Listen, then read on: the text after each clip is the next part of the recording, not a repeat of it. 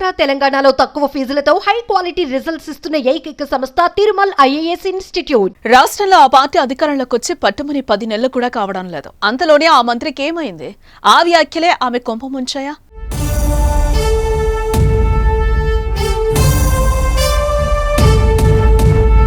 అధికారంలోకి వచ్చిన తర్వాత మొదటగా విడుదల చేసిన మంత్రి పదవుల్లో స్థానం సాధించిన ఆమె ఇప్పుడు మంత్రి పదవి గండం పొంచి ఉందా?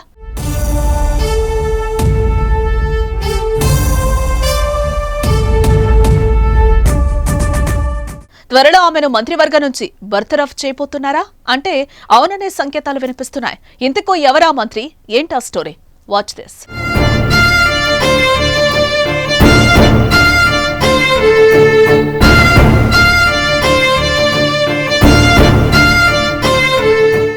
కొండా సురేఖ 2 తెలుగు రాష్ట్రాల్లో రాజకీయంగా ఈ పేరు తెలియని వారు ఎవ్వరూ ఉండరు.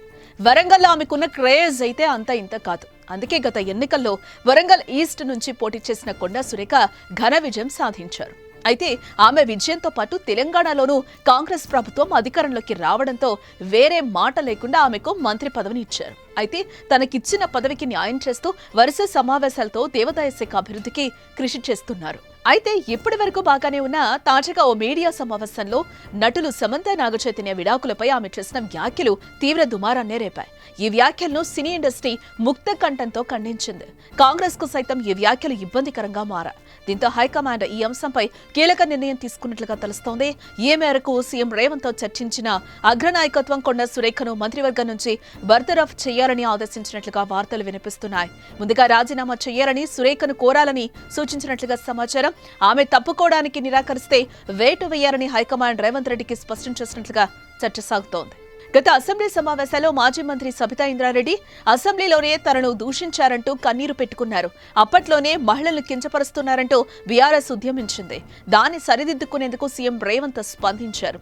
అది సమసిపోయిందని భావిస్తున్న సమయంలో అనూహ్యంగా కొండా సురేఖ చేసిన వ్యాఖ్యలు మరింత మంట పుట్టిస్తున్నాయి.